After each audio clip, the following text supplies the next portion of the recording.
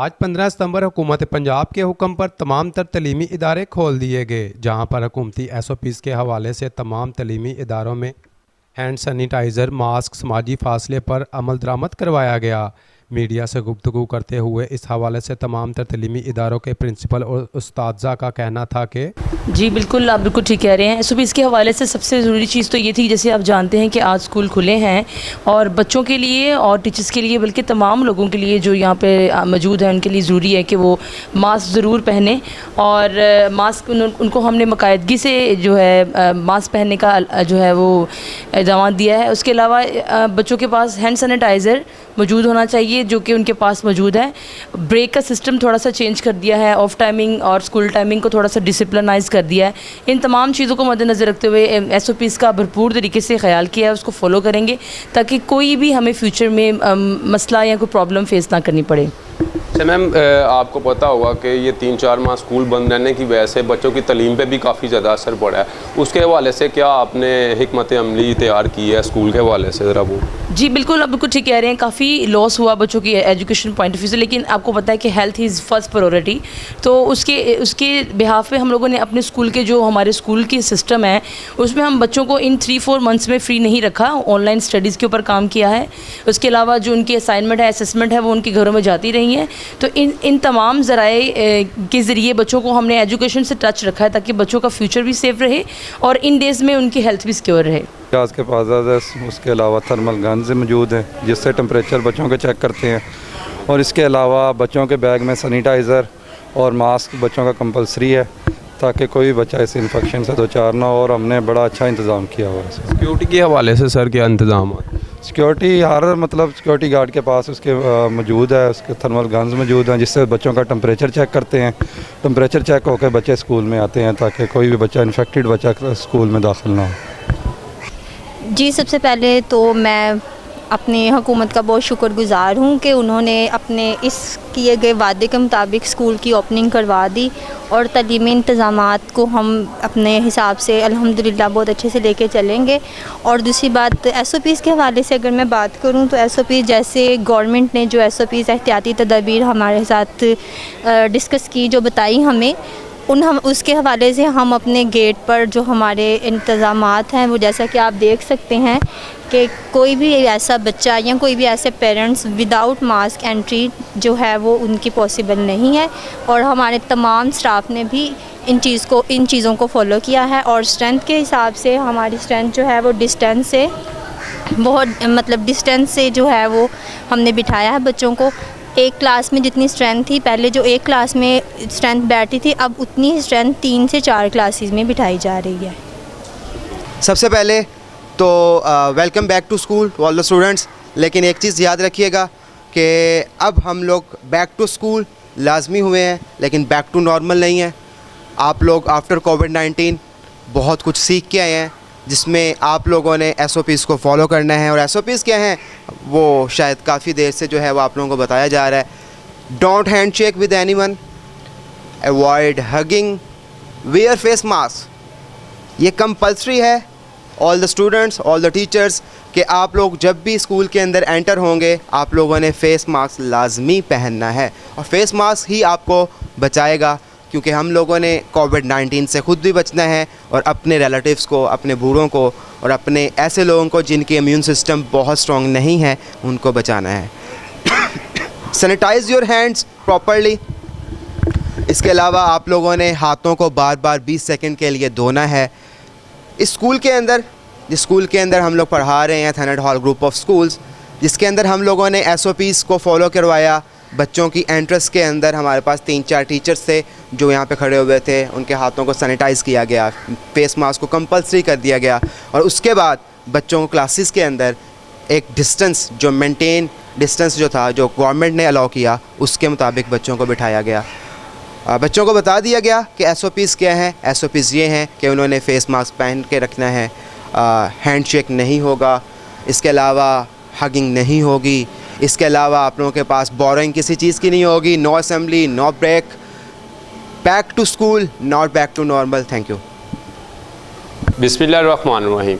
जी, मैं इस वक्त मौजूद हूँ लाहौर शालीमार कॉलेज में। मेरे साथ मौजूद प्रिंसिपल मोहम्मद अवैस साहब हैं। आए हम उनसे बात करते हैं।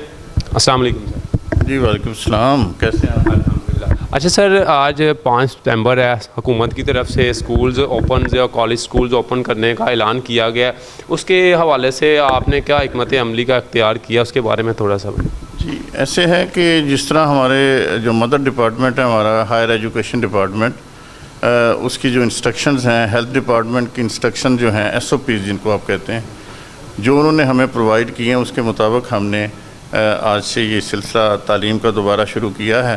तो इंशाल्लाह हम उस पर अमल उसकी असल स्पिरिट के साथ करते रहेंगे। आज होपफुली मैं शायद इतना समझ नहीं रहा था कि बच्चों का रिस्पांस इतना अच्छा होगा, तो मैं ये समझता हूँ कि मोर देन 50% बच्चे आज आए हैं कॉलेज में तालीम हासिल करने के लिए। उसके लिए हम उनको थर्मल गन से चेक करके उनके क्यूज़ बनाकर अंदर आने की इजाज़त दे रहे हैं, और इसके अलावा जिसने मास्क नहीं पहना उसको अंदर आने की इजाज़त नहीं है, वो मास्क पहन के, और हमने मास्क भी प्रोवाइड किए हैं, थर्मल गन से भी चेकिंग हो रही है मुख्तलिफ़ जगह पे। अदरवाइज़ दैन आप कहें जो टॉयलेट्स हैं, उसके अलावा भी हमने काफ़ी ज़्यादा वाश एंड बेसन लगाए हैं हाथ धोने के लिए, ताकि बच्चे मुसलसल जो इनके SOPs के मुताबिक हाथ धोते रहें ताकि कोरोना से महफूज रहें। इसके अलावा क्लास में प्रोक्टोरियल बोर्ड टीचर्स की ड्यूटी लगाई गई है कि इन सारी चीज़ों को मद्देनज़र रखें।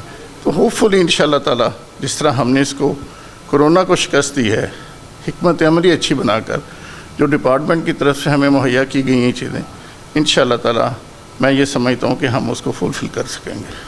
अच्छा सर, दूसरा है कि 3-4 माह कोरोना की वजह से स्कूल्स कॉलेजेस बंद होने की वजह से बच्चों की तालीम पे भी काफ़ी ज़्यादा असर पड़ा है, तो उसके हवाले से आपकी क्या हिकमत अमली है कि ये क्या कॉलेज की तरफ से ऑनलाइन सेशन दिया जा रहा था? हाँ, ऐसे है कि as per instruction of our mother department once again मैं ये कहूँगा कि ऑनलाइन क्लासेस तकरीबन 2 महीने से जारी थी।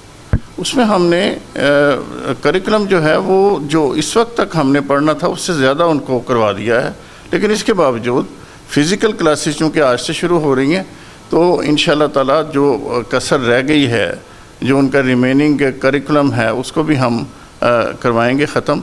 और अगर बच्चे कहेंगे रेपिटेशन वैसे भी होती है रूटीन में, हम इसको रिपीट भी कराएंगे, तो इसमें कोई दूसरी राय नहीं है, दूसरी बात नहीं है कि हम इसको जो कोर्स है, जो सिलेबस है, इसको हम मुकम्मल ना करवा सकें।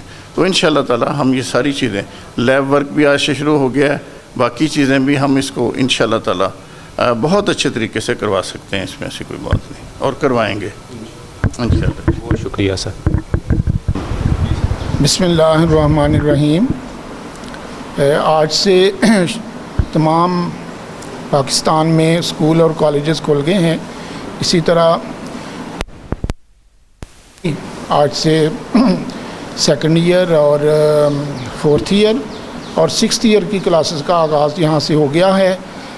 हुकूमत पंजाब की तरफ से जो SOPs ऐलान किए गए हैं, तो उनकी पूरी पाबंदी का यहाँ बंदोबस्त किया गया है, तमाम असातिज़ा के लिए भी और तमाम तलबा व तालबात के लिए भी इसकी पाबंदी लाजमी करार दी गई है, और किसी भी बच्चे को कॉलेज गेट से बग़ैर मास्क के अंदर नहीं आने दिया गया।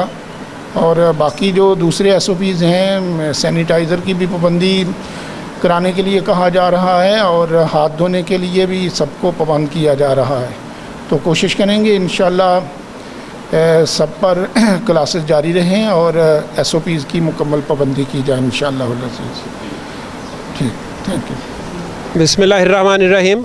डॉक्टर मोहम्मद नईम जावेद, मैं यहाँ प्रोफेसर हूँ ज़ूलॉजी में और कॉलेज में वाइस प्रिंसिपल के तौर पर एक्ट कर रहा हूँ। आज गवर्नमेंट की पॉलिसी के मुताबिक आज कॉलेजेस, यूनिवर्सिटीज़, हमारा कॉलेज भी आज खुल गया है और बच्चे बड़े शौक़ से आज कॉलेज आए हैं। और ख़ास बात यह है कि हम मुकम्मल जो SOPs हैं उसके मुताबिक हमने क्लास स्टार्ट की है। मास्क के बग़ैर किसी को हम अंदर नहीं आने दे रहे। गेट पे भी लिख के लगा दिया, अंदर प्रॉक्टर्स की ड्यूटी हैं। अभी हमने मीटिंग्स भी की हैं और सारे टीचर्स से भी रिक्वेस्ट किया है कि वो ज़रूर चेक करें। क्लासेस में मुनासिब फ़ासला रखा है। जिस बेंच पे 3 लोग बैठते थे, हमने 1 बैठाया है, या कोई इमरजेंसी है तो 2, वरना वो 3 नहीं बैठाए। सोशल डिस्टेंस जो है उसको मेंटेन रखा है। मास्क के बगैर कोई बच्चा एंटर नहीं हुआ। और हमने कॉलेज में ऑलरेडी भी थे, लेकिन एक्स्ट्रा वॉश बेसिन्स लगाए हैं मुख्तलिफ पॉइंट्स पे, एंटर होने वाली जगह पे और स्ट्रेटजिक पोजीशंस पे, ताकि बच्चे बार बार उनको इनकरेज भी किया जा रहा है। सोप साथ मौजूद है और जो सैनिटाइज़र्स हैं वो रखे गए हैं मुख्तलिफ जगह पे, ताकि बच्चे ज़रूरत के वक्त उनको सैनिटाइज़ कर लें अपने हाथों को।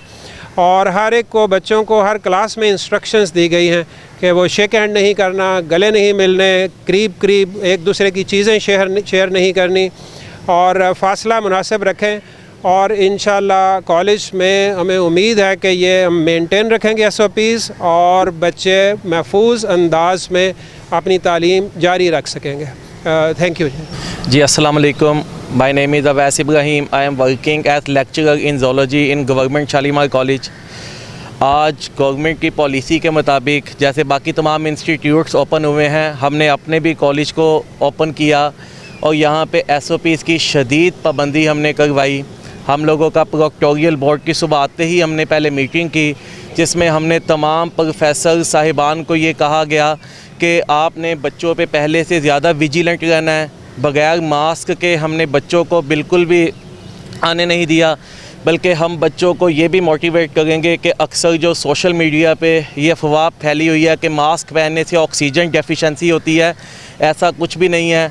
और हमने प्रॉपर प्लेसेस पे सैनिटाइज़र्स रखे हैं, वॉश बेसन्स लगाए हैं, सोप्स रखे हैं, ताकि बच्चे वक्तन फ़वक्तन अपने हैंड सैनिटाइज़ करें। हमने पोस्टर्स लगाए हैं जहाँ पे हमने बच्चों को ये कहा है कि आपने अपने घर से वाटर बॉटल्स कोशिश करनी है खुद लेके आएँ।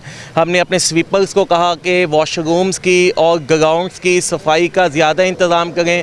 हमने अपने टीचर से ये रिक्वेस्ट की है कि हमने बच्चों को ग्रुप्स में इकट्ठे नहीं होने देना और बच्चों को जहाँ पे भी ग्रुप देखें और किसी ने मास्क नहीं पहना उसे फ़ौरन कहें बेटा मास्क पहनो और ग्रुप से हम उनको सेपरेट करें।